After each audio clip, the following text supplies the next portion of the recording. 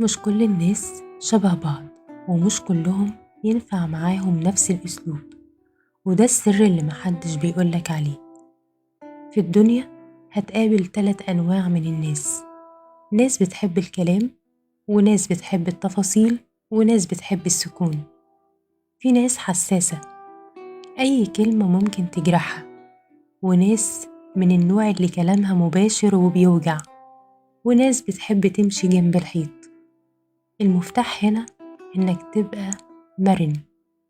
المرونة مش إنك تتغير علشان ترضي الناس، المرونة إنك تفهم طبيعة الشخص اللي قدامك وتختار الطريقة المناسبة للتواصل معاه.